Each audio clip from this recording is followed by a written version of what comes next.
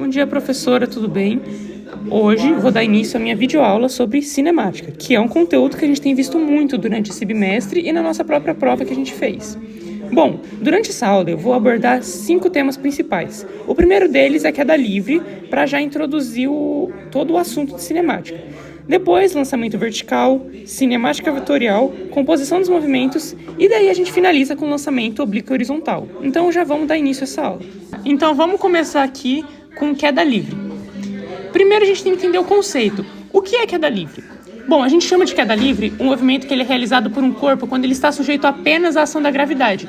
Ou seja, a gente despreza qualquer força, principalmente a resistência do ar. Por exemplo, uma pedra que ela é simplesmente solta do alto de um prédio. A partir do momento que ela é abandonada, a única força que atua sobre ela é a força gravitacional exercida pela Terra. E também é importante destacar que, na vida real, existe sim resistência do ar, mas para facilitar os cálculos e compreender melhor o comportamento dos corpos, a física costuma desprezar essa resistência em muitos problemas. Então, a gente pode estudar o movimento de uma maneira muito mais simples, como a gente vai fazer agora. Partindo agora para a gravidade, o que é ela? Ela é responsável pela queda dos corpos e é representada pela letra G. Na Terra, o valor é aproximadamente de 9,8 metros por segundo ao quadrado. Mas na maioria dos exercícios, para facilitar os cálculos, a gente usa e arredonda para 10 metros por segundo. Isso a gente vai usar em todos os cálculos, independente de qual for, mesmo que nos exercícios nem dê como informação isso. Mas a gente já sabe que vai ser sempre 10 metros por segundo ao quadrado. E quando a gente diz que a gravidade vale 10 metros por segundo ao quadrado, a gente está dizendo que, a cada segundo que passa, a velocidade do objeto ela aumenta em aproximadamente 10 metros por segundo. Vou dar aqui um exemplo. Após um segundo, a velocidade de um corpo vai ser 10 metros por segundo, aproximadamente. Então, após 2 segundos, vai ser 20 metros por segundo. Após 3, vai ser 30, e assim por diante. Mas a velocidade não aumenta de forma aleatória, ela aumenta sempre na mesma proporção devido à aceleração, que é constante da gravidade. Falando um pouco sobre as características. Como a gravidade ela possui uma aceleração constante, classificamos a queda livre como um movimento uniformemente variado, que a gente conhece muito pela sigla MUV. E nesse tipo de movimento existem algumas características importantes. Primeiro, a aceleração permanece constante durante toda a queda. Segundo, a velocidade aumenta continuamente enquanto o objeto cai, que foi o exemplo que eu dei no slide passado. E terceiro, a direção do movimento ela é sempre vertical, o que significa que, quanto maior for o tempo de queda, maior será também a velocidade adquirida pelo corpo. Agora, sobre as fórmulas. Para resolver os problemas envolvendo queda livre, a gente utiliza 3 equações principais, e cada uma delas serve para uma situação diferente. Então, antes de resolver os exercícios que eu preparei, é importante entender como utilizar cada uma delas. Partindo para a primeira fórmula, que é a equação que permite descobrir a velocidade, que é aquela lá, velocidade igual a velocidade inicial mais gravidade vezes o tempo. Ela permite descobrir qual será a velocidade do objeto após determinado intervalo de tempo. E nessa fórmula, V representa a velocidade final, V0 representa a velocidade inicial, G, como eu falei, é a aceleração da gravidade, que, como eu falei, para todos os exercícios vai ser 10 metros por segundo ao quadrado. E T é representado pelo tempo. T simboliza o tempo. Então, quando um objeto é simplesmente abandonado, sua velocidade inicial é igual a 0. Então, quando o exercício estiver, tal objeto vai ser abandonado de tal região. A velocidade é igual a 0, a velocidade inicial. E por quê? Porque não recebe nenhum impulso. Agora vamos para a segunda fórmula, que é a equação da posição. E ela é utilizada quando a gente quer descobrir a altura, a posição ou a distância percorrida pelo objeto durante a queda. E também observe que aparece na equação o termo t elevado a 2. Ou seja, o tempo elevado ao quadrado,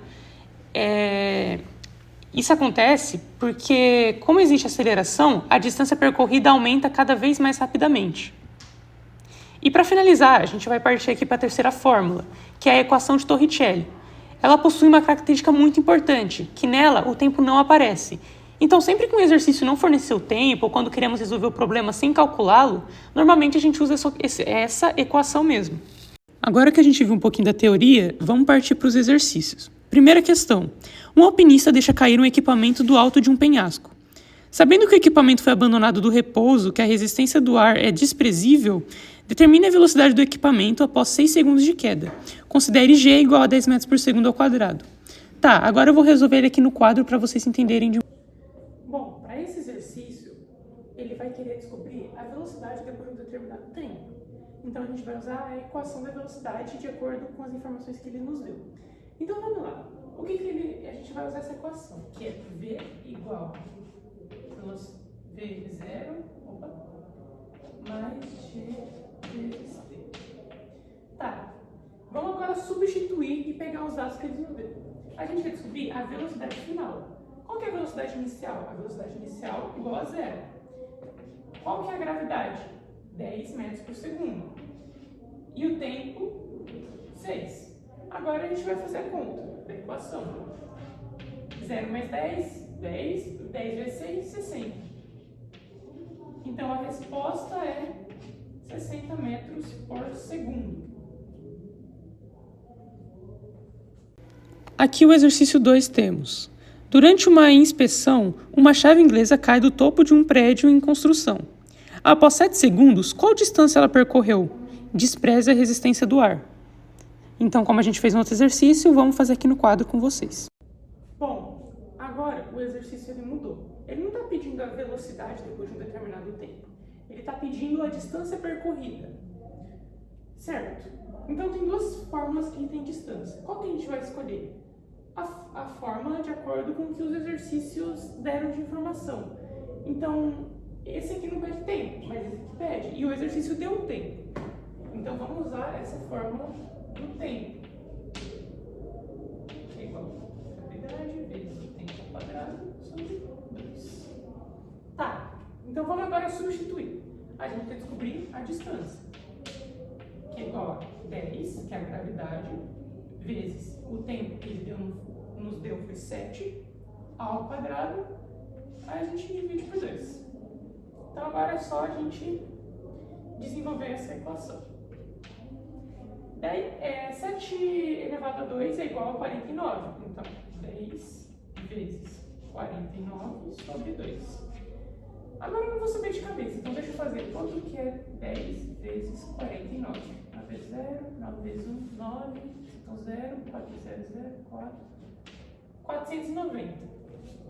Então, a distância vai ser igual a 490 sobre 2. Dividido por 2, 490, 220 metros. É a resposta. Não, nossa, nada a ver, falei tudo errado. Perdão. 245. Perdeta. 245 metros é a nossa resposta. Terceiro e último exercício desse tópico, né, de queda livre. Vamos lá. Um vaso cai da sacada de um edifício e atinge o solo com velocidade de 40 metros por segundo. Admitindo que ele foi abandonado do repouso e desprezando a resistência do ar, determine a altura aproximada da sacada. Tá, então vamos aí fazer o exercício. Aqui no exercício 3, ele não deu o tempo, mas ele pede a distância. Então, que forma a gente vai usar? Torricelli. Ele só nos deu a velocidade inicial. Então, G ao quadrado igual a V0 ao quadrado mais G. Tá, vamos substituir agora. Qual que é a velocidade que ele nos deu no exercício? 40 ao quadrado. Qual que é a velocidade inicial? 0 ao quadrado mais 2 vezes 10, que é a gravidade, vezes 10h. Então agora vamos fazer. 40 ao quadrado. Deixa eu fazer aqui. 40 vezes 40, 0, 0, 0, 0, 4 vezes 4, 1.600. 1.600 igual a 20h. Agora a gente vai passar dividindo. 1.600 dividido por 20 é igual a H. Aí a gente pode cortar aqui. 160 dividido por 2, 80. Então, deixa eu colocar aqui embaixo. H vai ser igual a 80 metros. Essa é a resposta do exercício 3. Agora, eu vou mostrar um vídeo de mim fazendo uma demonstração prática, para a gente entender como queda livre está bem presente no nosso dia a dia. E é uma prática bem simples, que é envolvendo dois objetos, onde eu vou tacar eles ao mesmo tempo, e mesmo possuindo massas diferentes, vocês vão ver que ambos chegam praticamente juntos ao chão. Eles caem no chão ao mesmo tempo. E por que isso vai acontecer? Porque, desprezando a resistência do ar, todos os objetos sofrem a mesma aceleração da gravidade.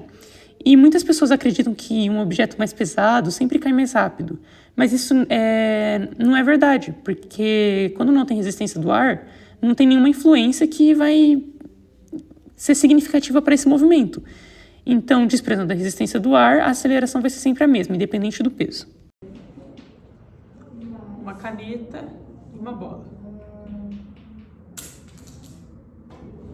Sobre as aplicações, onde a gente encontra a queda livre? Bom, ela está presente em muitas situações do cotidiano.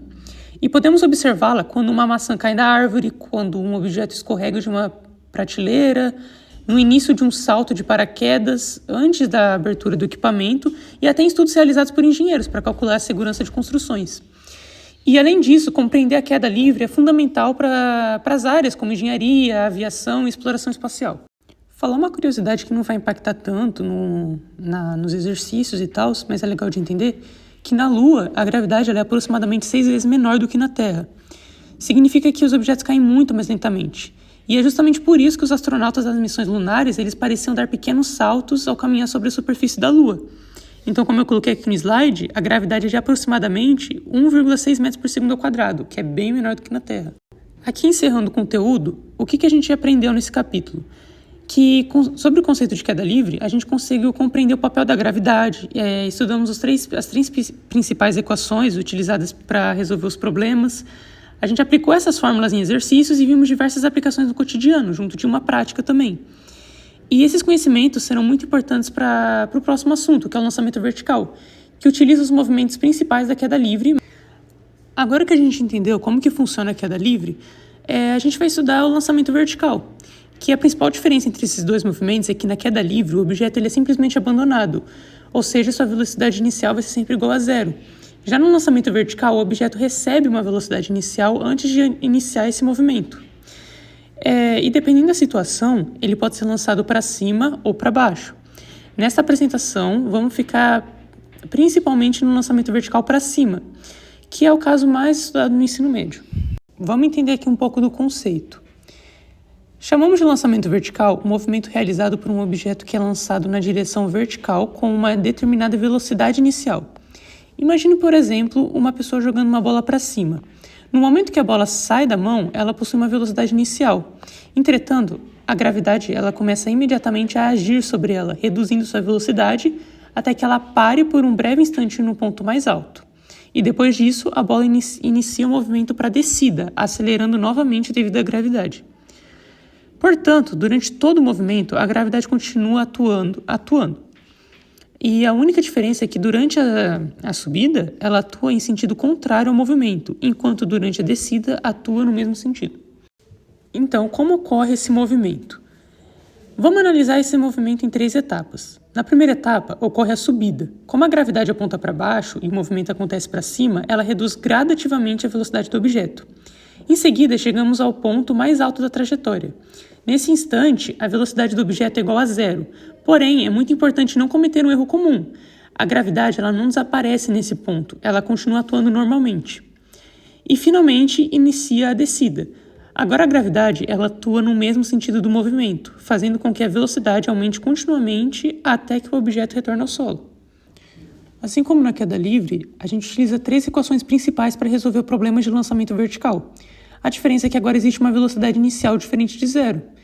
E como estamos considerando um lançamento para cima, a gente adota o sentido positivo para cima. Dessa forma, a gravidade ela aparece com um sinal negativo nas equações, pois atua no sentido oposto ao movimento. Sobre essa primeira fórmula, que é velocidade final igual a velocidade inicial menos gravidade vezes o tempo, é a equação da velocidade, que permite descobrir a velocidade do objeto após determinado intervalo de tempo.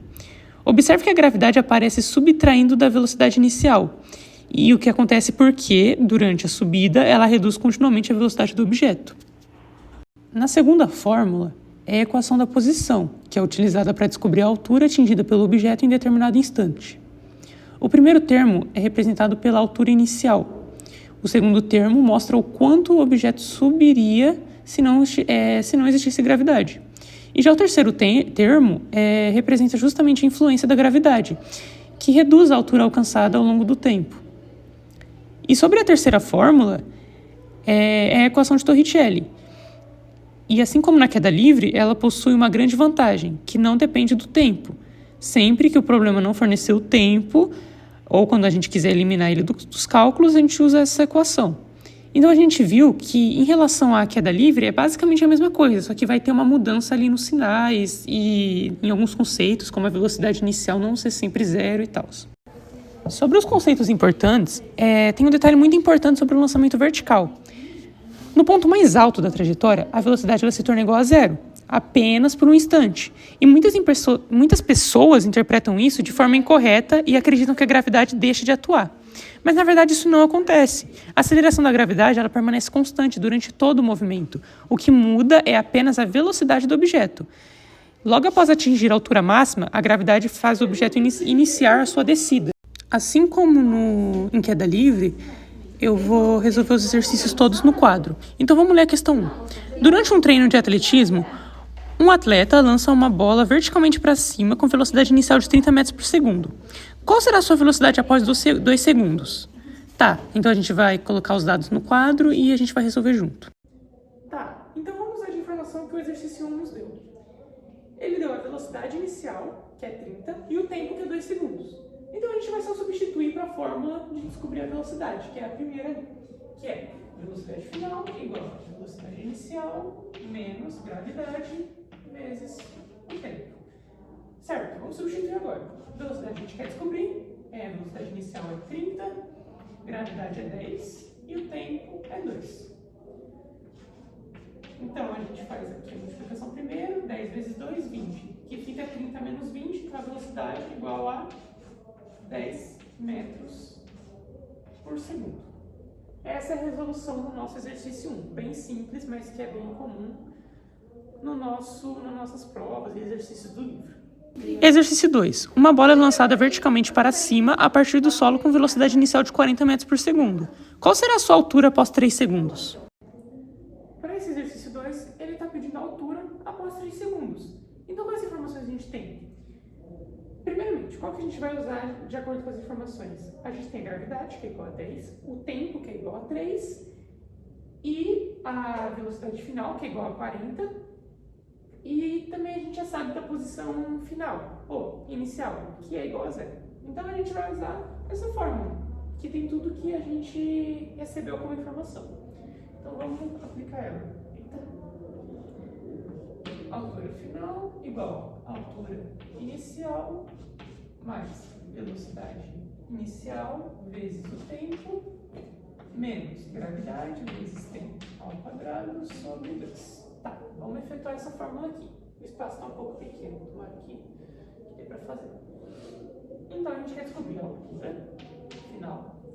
A altura inicial igual a zero, velocidade inicial 40, o tempo 3, gravidade 10, tempo ao quadrado é igual, o tempo é 3, né? Então é 3 ao quadrado, aí sobre 2. Tá.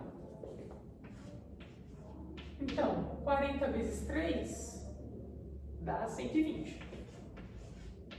Menos 10 vezes 3 ao quadrado, 10 vezes 9, menos 90 dividido por 2. Então, vai ser 120 menos 90 dividido por 2, que é 45.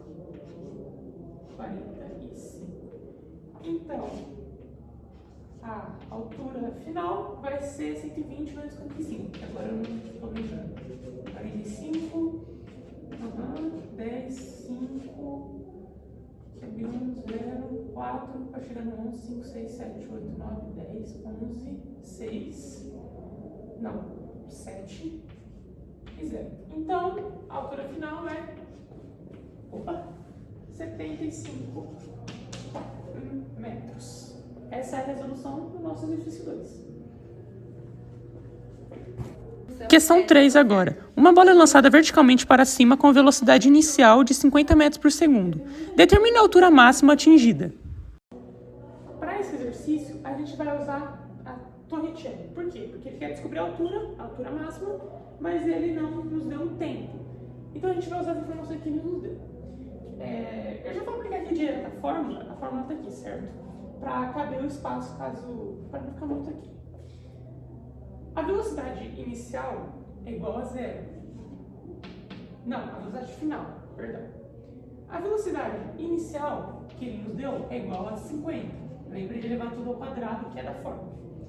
Menos 2 vezes a gravidade, que é 10, vezes a altura, que é o que a gente quer descobrir. Então agora é só a gente ir efetuando. 0 ao quadrado, 0. 50 ao quadrado, 2.500, menos 20, que é 2 vezes 10, H. Então a gente vai passar o H para o outro lado, 20 vezes a altura, igual a 2.500. Agora a gente vai passar dividindo, igual a 2.500 dividido por 20. Pode cortar aqui, fica 250 dividido por 2, então a resposta final, 250 dividido por 2, 125 metros vai ser a altura máxima. Lembre de sempre colocar a unidade de medida em todas as fórmulas, não só em lançamento vertical, como todos os conteúdos que a gente está vendo nessa videoaula. Agora eu vou fazer uma prática, vou gravar um vídeo meu fazendo e mostrar para vocês. Antes eu só vou explicar como vai ser essa prática. Ela vai ser uma demonstração utilizando uma bola. E eu vou lançar ela para cima e a gente vai observar que ela sai com uma velocidade inicial, depois ela diminui a sua velocidade gradativamente, para pôr um instante no ponto mais alto e depois retorna ao solo acelerando novamente. E esse comportamento acontece porque a gravidade atua durante todo o movimento, mesmo quando a bola ela aparece parada, entre muitas aspas, no ponto mais alto. A gravidade continua acelerando para baixo.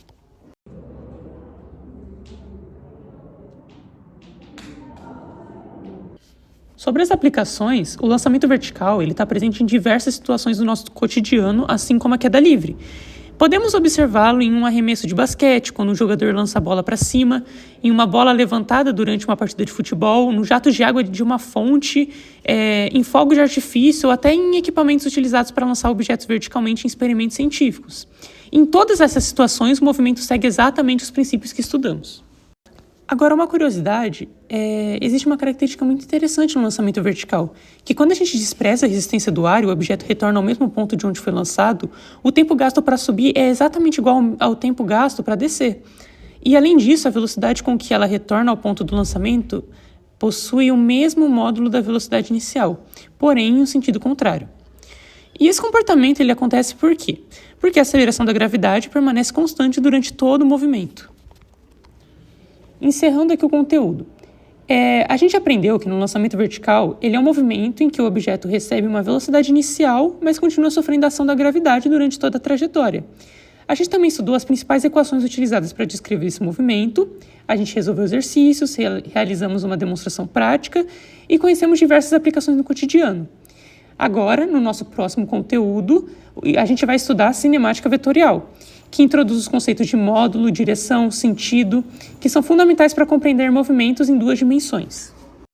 Até agora, estudamos movimentos que aconteciam apenas em uma única direção, como a queda livre e o lançamento vertical. Mas muitos movimentos do nosso cotidiano eles ocorrem em 2 dimensões, ou seja, ao mesmo tempo na horizontal e também na vertical. E para estudar esse tipo de movimento, precisamos conhecer um conceito muito importante da física, os vetores. A cinemática vetorial nos permite apresentar e analisar movimentos levando em consideração não apenas o valor de uma grandeza, mas também sua direção e o seu sentido. Para começar, o que é um vetor? Bom, um vetor ele é uma forma de representar grandezas que precisam de mais informações do que apenas um número. Diferentemente de grandezas escalares, um vetor ele possui 3 características fundamentais, onde a primeira delas é o módulo, que apresenta valor de grandeza, por exemplo, uma velocidade de 20 metros por segundo. A segunda é a direção, que indica a linha em que o movimento acontece. como horizontal, vertical, inclinada. E tem a terceira, que é o sentido, que ele mostra para qual lado o vetor aponta, como direita, esquerda, cima ou baixo. Graficamente, representamos um vetor por uma seta. O comprimento da seta, ele representa o módulo, sua inclinação representa a direção e a ponta da seta, ele indica o sentido. Falando aqui de grandezas escalares e vetoriais, na física, as grandezas podem ser classificadas em dois grupos. As grandezas escalares, que são aquelas que precisam apenas de um vetor numérico acompanhado da unidade de medida. Alguns exemplos são massa, tempo, temperatura, energia e volume. Já as grandezas vetoriais, elas necessitam de 3 informações: módulo, direção e sentido, como a gente havia falado antes. Exemplos: o deslocamento, a velocidade, aceleração e força. Olha, imagine assim. Imagine que alguém diga apenas: um carro está a 80 km por hora. A informação ainda está incompleta, porque também precisamos saber em que direção e em qual sentido esse carro está se deslocando. E é justamente por isso que a velocidade é considerada uma grandeza vetorial. Aqui em elementos de um vetor, a gente vai observar novamente os elementos de um vetor. O módulo corresponde ao comprimento da seta e representa a intensidade da grandeza. E a direção ela é determinada pela inclinação da seta. E ela pode ser horizontal, vertical, inclinada, em qualquer ângulo. E já o sentido é inclinado pela ponta da seta, mostrando para onde o vetor aponta. E sempre que observamos um vetor, a gente deve identificar essas 3 características. Isso vale para tudo, em questão de vetores, no caso, né? Agora a gente já pode partir para como realizar operações com vetores. Quando 2 vetores possuem a mesma direção e o mesmo sentido, basta somar seus módulos. Professora, perdão um barulho, é porque tá bem barulhento aqui e tal, mas enfim. Enfim, como eu havia dito, quando 2 vetores eles possuem a mesma direção e o mesmo sentido, tem que somar os seus módulos. Por exemplo, se um vetor mede 6 metros e o outro mede 4 metros, eles ambos apontam para a direita. A resultante será um vetor de 10 metros para a direita, porque você soma 6 mais 4. Mas quando possuem a mesma direção, mas sentidos opostos, fazemos a diferença entre seus módulos. Por exemplo, imagine uma força de 8 newtons para a direita e outra de 5 newtons para a esquerda. A força resultante será 3 de newtons para a direita, porque a gente vai subtrair. E a gente sempre subtrai o menor pelo menor. Isso quando os sentidos são opostos, certo? Relacionado ao Teorema de Pitágoras. Vamos ter uma situação bem comum na física. Vetores que formam um ângulo de 90 graus. Nessa situação, a gente não pode simplesmente somar seus módulos, porque eles atuam em direções diferentes. E para encontrar a intensidade do vetor resultante, a gente utiliza o Teorema de Pitágoras. Esse teorema afirma que em um triângulo retângulo, o quadrado da hipotenusa é igual à soma dos quadrados dos catetos, como a gente já aprendeu em matemática, por exemplo. Na cinemática vetorial, os 2 vetores conhecidos apresentam os catetos, enquanto o resultante apresenta a hipotenusa, como a gente pode ver nessa imagem que eu coloquei, que tem a resolução do exercício, né, que vai dar os valores, e tem que descobrir a força resultante, de um ângulo de 90 graus. Tá, vamos ver agora a decomposição dos vetores. Em muitos problemas da física, a gente encontra um vetor inclinado, e para facilitar os cálculos, a gente divide esse vetor em 2 partes. Uma componente horizontal e outra componente vertical. E esse processo ele é chamado de decomposição de vetores, como é o título desse slide. E é exatamente esse procedimento que a gente utiliza no lançamento oblíquo, por exemplo. Quando conhecemos o módulo do vetor e o ângulo que ele forma com a horizontal, a gente utiliza as funções trigonométricas seno e cosseno para encontrar seus componentes. Aqui eu coloquei uma imagem gerada por IA de todas as fórmulas relacionadas à cinemática vetorial para ajudar nos estudos e na resolução dos exercícios. Sobre a decomposição dos vetores que eu havia falado antes, eu vou mostrar, acho que no quadro mesmo, o que seria esse negócio do cosseno para descobrir componentes e tal. Eu vou mostrar certinho para... Talvez não tenha entendido muito, porque a gente não teve uma imagem do que eu quis dizer. E aqui está a demonstração da decomposição dos vetores, que eu tinha falado anteriormente, só para vocês entenderem melhor.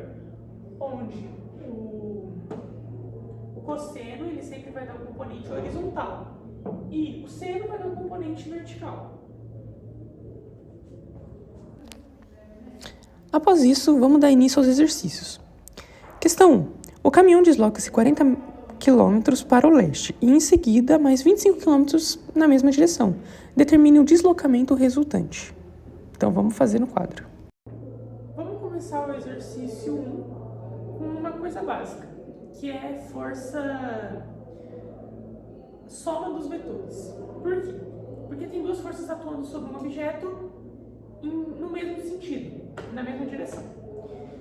E uma dessas forças é aplicada em 40 newtons e a outra em 25. Então o que a gente faz? A gente simplesmente soma, é bem tranquilo. Então, a força resultante é igual ao primeiro vetor mais o segundo. Então, a força resultante é igual a 40 newtons mais 25.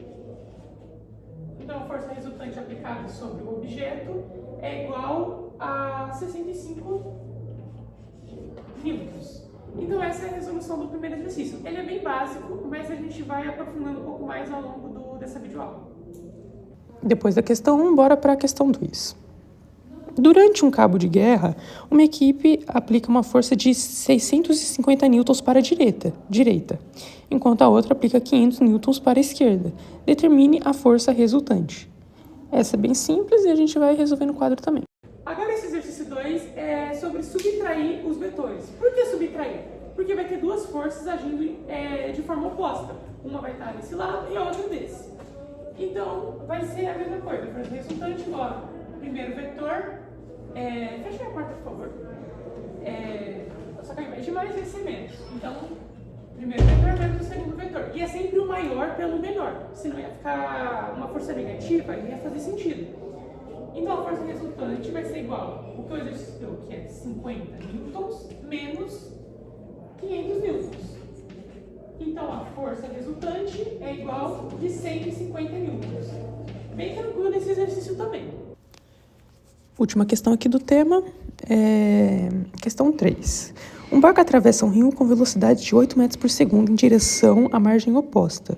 A correnteza possui velocidade de 6 metros por segundo ao longo do rio. Determine a velocidade resultante do barco. Então, bora fazer isso aqui. Agora, nesse exercício 3, se a gente interpretar, vai ser formado um ângulo assim, de 90 graus. Onde aqui vai ser o barco, com velocidade de 8 metros por segundo, e aqui vai ser a correnteza, 6 metros por segundo. E a gente quer saber, então, a velocidade resultante do barco. Quando eu formo um ângulo de 90 graus, a gente faz o teorema de Pitágoras. Então, a gente faz tipo um triângulo assim e a gente vai fazer um teorema de Pitágoras. E qual que é o teorema de Pitágoras? A gente quer saber a velocidade do barco, que é igual a raiz quadrada do primeiro vetor ao quadrado mais o segundo vetor ao quadrado. 8 ao quadrado mais 6 ao quadrado. Então, 8 ao quadrado, 64. Que é 8 vezes 8, 64. E 6 vezes 6, 36. Somando esses dois vai dar a raiz de 100. Então, a força resultante, a velocidade resultante, é igual a 10 metros por segundo. Então, esse exercício, ele exige mais interpretação. E todos os exercícios, a maioria deles, vai exigir essa interpretação. O que eu sugiro? Desenhe. Imagine como está acontecendo, que vai ficar bem mais fácil de ver essa situação. Para uma prática demonstrativa, eu vou mostrar aqui para vocês um vídeo de mim e de um colega meu, e nós vamos empurrar uma mesa. Só que eu vou empurrar para o sentido da direita e ele para o sentido oposto. Certo? E a gente vai aplicar uma força praticamente igual. E vocês vão ver que a mesa quase não vai mexer. Por quê? A nossa força, por ela ser igual, ela vai se anular. Porque lembra que a gente usa aquela forma de subtrair os vetores? Então, se o meu vetor tiver uma força de, por exemplo, 50 newtons e dele de 49, a mesa mal vai se mexer. A mesa vai sofrer uma força de 1 newton, porque a gente subtraiu o maior pelo menor, 50 menos 49. Entenderam?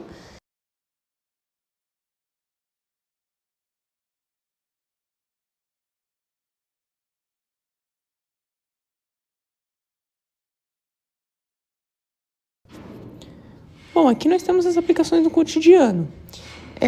A cinemática vetorial, ela está presente em diversas situações do nosso dia a dia, assim como os outros conteúdos que a gente havia estudado. Enfim, aviões, eles precisam considerar a velocidade do vento para definir sua rota. Os navios, eles compensam a ação das correntes marítimas. Os satélites, eles usam vetores para calcular suas órbitas. Sistemas de GPS determinam deslocamentos por meio de cálculos vetoriais. E, além disso, jogos eletrônicos, animações, utilizam vetores para controlar o movimento dos personagens, veículos e também objetos. Uma curiosidade bem legal é que sem o estudo dos vetores seria praticamente impossível desenvolver tecnologias modernas como aviões, foguetes, satélites, sistemas de navegações, já que toda missão espacial depende de cálculos vetoriais extremamente precisos para garantir que a trajetória seja correta. Certo, agora para encerrar, o que a gente viu? A gente aprendeu o conceito de vetor e suas 3 características, módulo, direção e sentido. E a gente também diferenciou grandezas escalares, vetoriais, estudamos como realizar operações entre vetores, a gente utilizou o teorema de Pitágoras para calcular os vetores perpendiculares e conhecemos também a decomposição vetorial, utilizando o seno e o cosseno. Esses conceitos eles serão fundamentais para o próximo assunto, que vai ser a composição dos movimentos. E a gente vai ver na composição dos movimentos como 2 movimentos podem ocorrer ao mesmo tempo de forma independente. Tá, agora a gente vai para o nosso penúltimo conteúdo desse vídeo, que é a composição dos movimentos. A gente já conheceu vetores e agora vamos estudar o conceito muito importante da cinemática, que é a composição dos movimentos. Bom, muitas vezes o objeto ele realiza 2 movimentos ao mesmo tempo. Isso pode parecer estranho à primeira vista, né? Mas acontece em diversas situações do nosso cotidiano e às vezes a gente nem percebe. Um bom exemplo é a bola lançada para frente. Enquanto ela avança na direção horizontal, também está caindo devido à ação da gravidade. Ou seja, 2 movimentos acontecem simultaneamente em uma única ação, né? O objetivo deste conteúdo ele é entender como analisar cada um desses movimentos de uma forma separada. Vamos entender aqui o conceito. A gente chama de composição dos movimentos a combinação de 2 ou mais movimentos que ocorrem simultaneamente sobre o mesmo corpo. O ponto mais importante desse conteúdo é entender que esses movimentos são independentes entre si. Ou seja, isso significa que o movimento horizontal não interfere no movimento vertical, e o movimento vertical também não altera o movimento horizontal. Embora aconteçam ao mesmo tempo, a gente pode estudá-las separadamente, e essa ideia ela foi demonstrada até por Galileu Galilei, que é um dos princípios fundamentais da mecânica. Na maioria dos problemas estudados no ensino médio, a composição dos movimentos ela envolve 2 direções, o movimento horizontal e o movimento vertical. Na horizontal, não existe aceleração, porque a gente despreza a resistência do ar. Já a velocidade, ela permanece constante e temos movimento uniforme, ou que a gente pode chamar de MU. E já na vertical, a gravidade atua continuamente, produzindo uma aceleração constante. Nesse caso, a gente tem um movimento uniformemente variado, que também chamamos de MUV. Então, assim, quando a gente analisa um lançamento, a gente resolve primeiro o movimento horizontal, utilizando as equações do MU, e depois o movimento vertical, utilizando as equações do MUV. Sobre as fórmulas, é importante destacar que a composição dos movimentos ela não possui fórmulas próprias. Ela utiliza as equações que a gente já estudou antes. Por exemplo, para a direção horizontal, a gente usa as equações do movimento uniforme, para a vertical, do movimento uniformemente variado. O segredo é identificar qual direção a gente está analisando antes de escolher a equação. Aqui, a primeira, a gente tem o movimento horizontal, que também pode ser representado pela equação x igual a x0 ou x inicial, mais vx t. Temos a fórmula do movimento horizontal, que essa equação ela calcula a posição horizontal do objeto. Então, como não existe aceleração nessa direção, a velocidade horizontal ela permanece constante durante todo o movimento. Então, nessa fórmula, o x ele representa a posição final, x0 é a posição inicial, Vx é a velocidade horizontal e o t representa o tempo. E aqui também temos a fórmula da velocidade vertical. Quando queremos descobrir a velocidade vertical em determinado instante, a gente utiliza essa equação, que ela mostra como a velocidade ela varia ao longo do tempo devido à ação da gravidade. Então perceba que a gente utiliza equações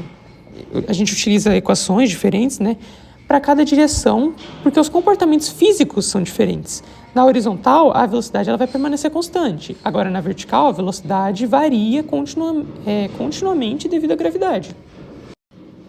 Então, bora aqui para os exercícios. Uma caixa ela é lançada horizontalmente de um avião e permanece 8 segundos no ar. Sabendo que sua velocidade horizontal é de 70 metros por segundo, determine a distância horizontal percorrida. Para esse exercício 1, a gente quer descobrir a distância horizontal percorrida. Então, a gente tem a velocidade horizontal, que é 70 metros. E a velocidade, e a gente tem o tempo, que é 8 segundos. Então, a gente vai substituindo. A distância inicial é igual... e a fórmula a gente vai usar essa, por causa que é horizontal. A distância inicial é 0, como a gente viu no exercício. A velocidade é 70 e o tempo é 8. Então, a distância percorrida é 70 vezes 8. Deixa eu fazer aqui. 8 vezes 7, quanto que é 8 vezes 7? 8 vezes 7 é...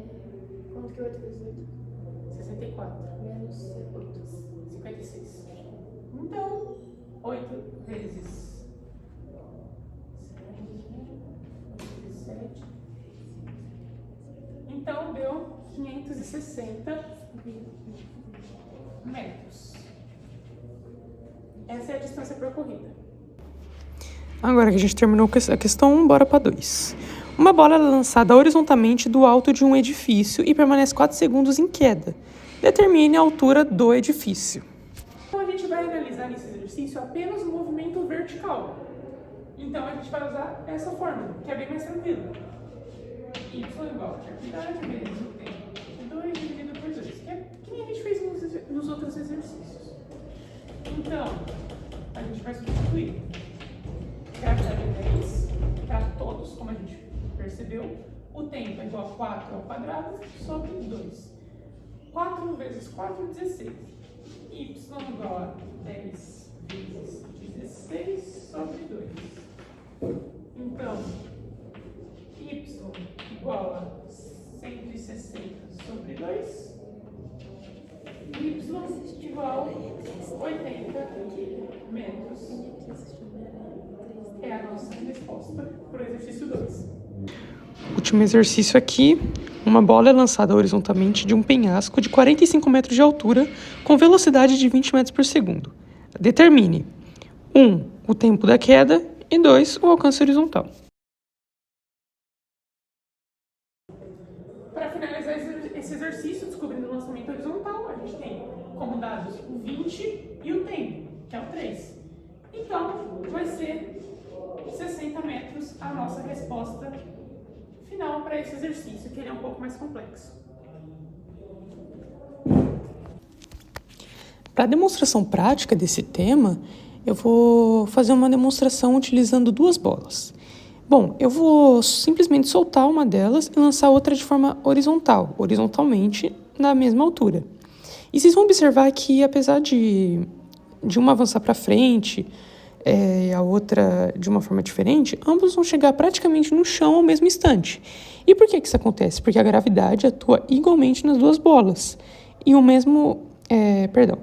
movimento horizontal não interfere no movimento vertical, como a gente havia estudado anteriormente. Acho que foi. Algumas aplicações do cotidiano, ele também... Todos os conteúdos de cinemática a gente percebeu que está bem presente no nosso dia a dia. E não é diferente com a composição dos movimentos. Ela é muito utilizada no lançamento de cargas por aviões, no estudo da trajetória de bolas em esportes como futebol, basquete, vôlei, no funcionamento de mangueiras de incêndio e irrigadores, na navegação de embarcações e também na exploração espacial. Então, sempre que um objeto se desloca em 2 direções ao mesmo tempo, a gente utiliza esse princípio para analisar esse seu movimento. Uma curiosidade legal, um fato interessante, é que Galileu Galilei ele foi um dos primeiros cientistas a demonstrar que o movimento horizontal e vertical são independentes. Esse princípio ele revolucionou a física e continua sendo muito utilizado atualmente em áreas como engenharia, aviação, balística e astronáutica. Para encerrar esse conteúdo, o que a gente aprendeu? Que um corpo ele pode realizar 2 movimentos simultaneamente e que esses movimentos são independentes entre si, que é um dos principais tópicos desse tema. A gente estudou também quais equações utilizar em cada direção. Resolvemos exercícios desenvolvendo movimento horizontal, movimento vertical e problemas completos. A gente realizou uma demonstração prática, como em todos os outros temas, e conhecemos diversas aplicações no cotidiano. Então agora no próximo e no último conteúdo da videoaula, a gente vai ver lançamento horizontal e lançamento oblíquo, que utilizam exatamente os conceitos da composição dos movimentos que a gente acabou de estudar. Então agora, chegando ao último conteúdo da nossa videoaula, o lançamento horizontal e o lançamento oblíquo. Até aqui o que a gente estudou? Queda livre, lançamento vertical, cinemática vetorial e composição dos movimentos. E todos esses conteúdos eles vão servir como base para entender esses lançamentos. Nesse tema, o que a gente vai ver? Como um objeto ele pode se mover ao mesmo tempo na horizontal e na vertical, formando uma trajetória curva, chamada de trajetória parabólica. E esses movimentos eles aparecem constantemente no nosso cotidiano, desde um chute de futebol até o lançamento de um foguete. Vamos começar com lançamento horizontal. No lançamento horizontal, o objeto ele é lançado paralelamente ao solo. Ou seja, sua velocidade inicial existe apenas na direção horizontal. A partir do momento que ele é lançado, começa a acontecer 2 movimentos simultaneamente. Na horizontal, o objeto ele continua avançando com velocidade constante, porque a gente despreza a resistência do ar, né? E, ao mesmo tempo, na vertical, a gravidade ela faz com que ele acelere para baixo. A combinação desses 2 movimentos produz uma trajetória em forma de parábola. É muito importante lembrar que o movimento horizontal e o movimento vertical eles continuam sendo independentes. A gravidade altera apenas o movimento vertical. No lançamento oblíquo, a gente acabou de ver o horizontal, agora vamos ver o oblíquo. Ele é lançado formando um determinado ângulo em relação ao solo. Diferentemente do lançamento horizontal, agora a velocidade inicial já possui um componente vertical e um componente horizontal. Isso significa que o objeto inicialmente sobe, perde velocidade devido à gravidade, atinge uma altura máxima e depois começa a descer, bem semelhante ao que a gente viu ao lançamento vertical, certo? Mesmo assim, continua avançando na horizontal com velocidade constante. Assim como o lançamento horizontal, a trajetória também é parabólica. Sobre as fórmulas, para resolver exercícios envolvendo lançamentos, a gente utiliza as equações da composição dos movimentos. No lançamento horizontal, como não existe velocidade inicial na vertical, as equações elas ficam mais simples. Já no lançamento oblíquo, primeiro precisamos decompor a velocidade inicial em 2 componentes, utilizando o seno e cosseno do ângulo de lançamento. Aqui no lançamento horizontal, essa equação ela calcula o deslocamento horizontal. Como não existe aceleração nessa direção, basta multiplicar a velocidade horizontal pelo tempo. Então é bem tranquilo. Aqui tem outra equação, que ela calcula a distância percorrida na vertical. Observe que ela é exatamente a mesma utilizada na queda livre, porque o movimento vertical ele continua sendo um movimento uniformemente variado. Agora aqui na partezinha verde dessa imagem, a gente tem as fórmulas do lançamento oblíquo. A primeira ali é a fórmula que calcula o componente horizontal da velocidade inicial, onde o cosseno está relacionado à projeção da velocidade sobre o eixo horizontal. Ali a outra fórmula, que envolve o Vy, ela determina o componente vertical da velocidade inicial, e o seno está relacionado à projeção da velocidade sobre o eixo vertical. Também temos uma outra, que depois de calcular o componente horizontal, utiliza essa equação para determinar o deslocamento horizontal. E para finalizar, a gente tem aquela mais complexa, que ela calcula a posição vertical do objeto em qualquer instante. O primeiro termo ele representa a tendência de subida causada pela velocidade inicial. Já o segundo termo representa o efeito da gravidade que reduz essa altura ao longo do tempo. Mas sempre que resolvemos um problema, de lançamento oblíquo, o primeiro passo será decompor a velocidade inicial em seus componentes horizontal e vertical. Depois, a gente analisa cada direção separadamente, para ficar mais tranquilo, mais fácil. Vamos para uma comparação entre os dois lançamentos. No lançamento horizontal, o objeto ele inicia imediatamente sua queda, pois não possui velocidade inicial na direção vertical. Já o lançamento oblíquo, ele primeiro sobe, atinge uma altura máxima e depois desce. E apesar dessa diferença, ambos apresentam trajetória parabólica e utilizam exatamente o mesmo princípio da composição dos movimentos. Ok, agora vamos para os exercícios, que é só treinando para a gente aprender. Exercício 1. Uma caixa é lançada horizontalmente de um penhasco de 80 metros de altura com velocidade horizontal de 25 metros por segundo. Dito isso, determine tempo da queda e alcance horizontal. Vamos fazer aqui no quadro. Então, para esse exercício, a gente quer descobrir o tempo de queda e o alcance horizontal. Então, a gente vai usar a fórmula do movimento vertical para descobrir o tempo. Então, a gente sempre primeiro tem que descobrir o tempo. Então, vamos usar essa fórmula aqui. Horizontal, gravidade, quadrado, sobre 2. Então, a gente vai substituir. O exercício deu como dado 80. A gravidade a gente já sabe que é 10, como sempre. O tempo é o que a gente não sabe, dividido por 2. Então, a gente faz 80 igual a 5, opa, um pouquinho mais, 5t ao quadrado, 80 dividido por 5 igual a t ao quadrado. 80 dividido por 5 é... Nossa, eu tô muito ruim em conta. 16, esquece.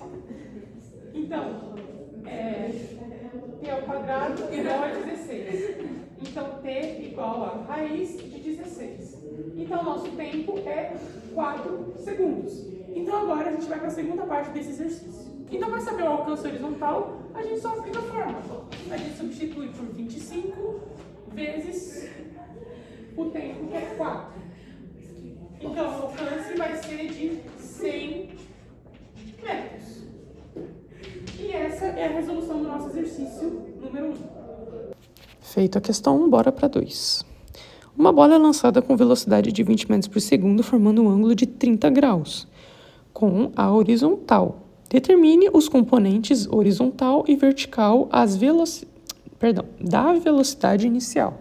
Para esse exercício, a gente quer saber o componente horizontal e o vertical. Então, a gente tem como informações o cosseno, que é 0,27, e o seno, que é 0,5. Para saber o componente horizontal, a gente vai usar o cosseno. E a gente vai substituir pelo o que o exercício nos deu, que é o valor de 20. Então, a gente usa 20 vezes 0,87, que se eu não me engano... lembrei. É porque eu fiz já antes, porque é um cálculo mais complicadinho. Então, 20 vezes 0,87 é aproximadamente 17,4. Então, esse é o componente horizontal. E o vertical, a gente vai usar o mesmo princípio. Aquela hora eu falei que era aproximadamente, mas esse é o valor exato. Eu peço perdão pelo equívoco. Então, a gente agora vai descobrir o seno, que é o componente vertical. A gente vai substituir, ao invés de colocar 0,87, a gente vai colocar 0,5. Então, para descobrir, a gente coloca 20 vezes 0,5. E qual vai ser a resposta? 10 metros. Eu não sei se eu coloquei a unidade de medida na outra. Eu não me lembro agora, mas sempre coloca a unidade de medida, por favor. Questão 3 agora. E última do nosso tema, da nossa videoaula, para finalizar. Durante uma partida de futebol, um jogador chuta uma bola com velocidade inicial de 25 metros por segundo, formando um ângulo de 37 graus, com a horizontal. Então, considere cosseno de 37 igual a 8 e seno de 37 igual a 6. Determine os componentes da velocidade. Esse exercício 3, ele é bem semelhante ao outro que a gente acabou de fazer. A gente só vai substituir os valores e vai encontrar um novo. Então, para descobrir o componente horizontal, a gente vai substituir o valor que o exercício nos deu, que é 25 metros, vezes 0,8. Multiplicando, a gente vai obter o resultado 20 metros por segundo. Então, essa é a resposta do componente horizontal. Então, agora vamos descobrir o vertical. Então, para o vertical, a gente coloca 25 também, só que dessa vez com seno, que é 0,6.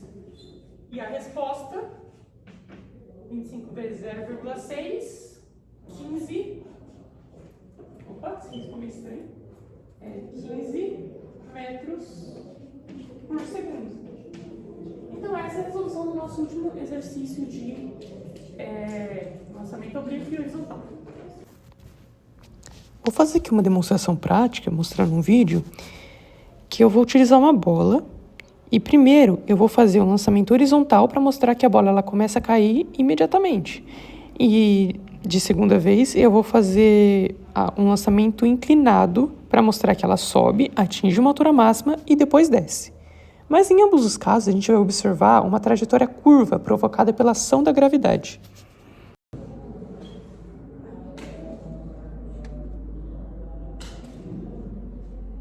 Para não fugir do padrão, vamos falar sobre as aplicações do cotidiano. E o lançamento horizontal e oblíquo, ele estão presentes em inúmeras situações da nossa vida, do nosso dia a dia, como eu já havia falado em toda essa videoaula.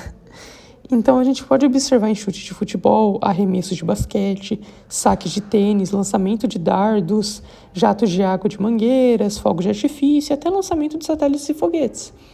E todos esses movimentos eles podem ser estudados utilizando exatamente os conceitos apresentados nessa videoaula. Tem uma curiosidade muito interessante no lançamento oblíquo, que quando desprezamos a resistência do ar e o objeto ele é lançado e cai na mesma altura, o maior alcance horizontal ocorre quando o ângulo de lançamento é de aproximadamente 45 graus. Esse princípio ele é utilizado em diversas modalidades esportivas e também em aplicações de engenharia. Então, a gente vai chegando ao fim da nossa videoaula. Então, ao longo da apresentação, a gente estudou 5 importantes conteúdos da cinemática. Primeiro, a gente viu queda livre, compreendendo como a gravidade atua sobre os corpos. Depois, estudamos o lançamento vertical, observando como a velocidade inicial influencia o movimento. Em seguida, a gente foi para a cinemática vetorial, conhecendo o módulo, direção, o sentido dos vetores. Depois entendemos a composição dos movimentos, percebendo que um corpo ele pode realizar movimentos independentes ao mesmo tempo. E, por fim, a gente aplicou todos esses conhecimentos ao estudo do lançamento horizontal e do lançamento oblíquo. Eu espero que essa videoaula ela tenha contribuído para uma melhor compreensão desses temas e mostrado como a física está presente em várias situações do nosso cotidiano. Bom, então é isso, professor. Eu quero agradecer pela atenção, pelo tempo dedicado para acompanhar essa minha apresentação, que durou um bom tempo para ser feita, um bom tempo para ser assistida por você. Eu espero que eu expliquei de uma forma clara, organizada, explicando os exercícios, mostrando não apenas fórmulas, mas também o raciocínio por trás de cada movimento. Então é isso. Muito obrigado e até!